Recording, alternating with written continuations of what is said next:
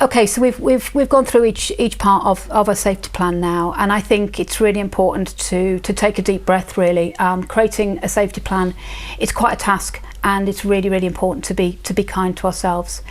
And if you're worried that you've not been able to fill out certain parts, or maybe thinking about this has evoked a level of distress within you, I think really important, deep breath. Remember, there is support out there, and it's available, 24/7. Samaritans shout. Know that you can turn to them, and you could turn to them now. And I think just really important, isn't it, to recognise that actually, making a safety plan is a reason to feel hopeful. It is, that recognition that, part of us might want to die, but there is that part that wants to live. And I think a safety plan is helping us focus on that, isn't it? And yeah, sort of how individual it is, but that is so crucial. Yeah. And I think it's worth at this point just adding in as well what we need to be doing with that safety plan as well. I think you're absolutely right about that compassion, that hope, that individuality. But in a more practical sense, we need to be making sure that we're carrying that safety plan around with us, because we never know when we're going to need it, do we? We need to make sure that we're sharing the safety plan with other people. It could be our informal supporters, the other professionals that we're working with. And we also need to be making sure that, it's accessible at all times whenever we need it. And the next thing that we need to think about is reviewing it, keep revisiting it. Just because we've completed it once does not mean it's finished.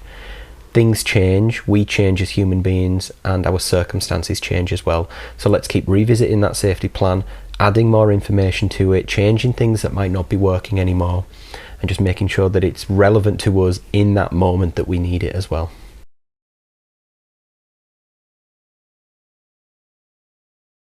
Life's worth living. When you get so far down, you get too far down, you don't see what's worth living. So now I'll stop myself before them thoughts get too strong. If I had any thoughts, luckily I've had the right help. It's taken a long time, it's taken 10 years of being in hospital. Now I refuse to let myself go down, I just reach out for the help. Because once you get to a place that I was in, there's no getting out. So reach out for that help straight away.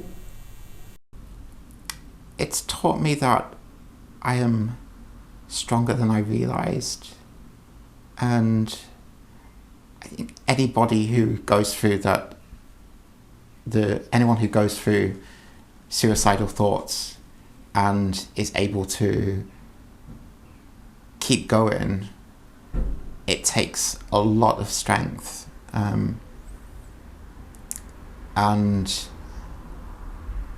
it's something positive about myself.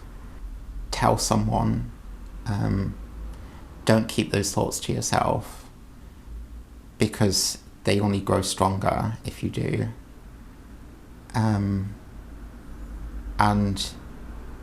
keep in mind that even though you may not see it now, there is always good days ahead.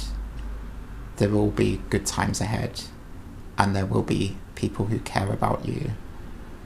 Reach out and tell them.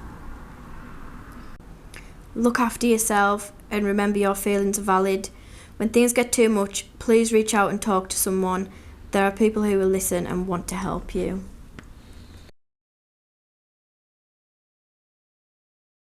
I would say to someone who is thinking about suicide or ending their life to try and look for those reasons for living, and if you can't find them yourself, ask someone else to give you some support. Speak to someone, reach out.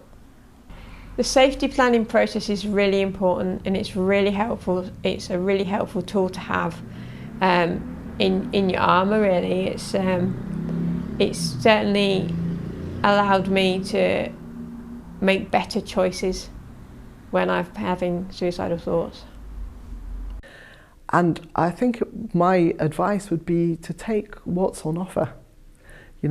Sometimes it isn't what we feel we need or what we feel that we want at the time.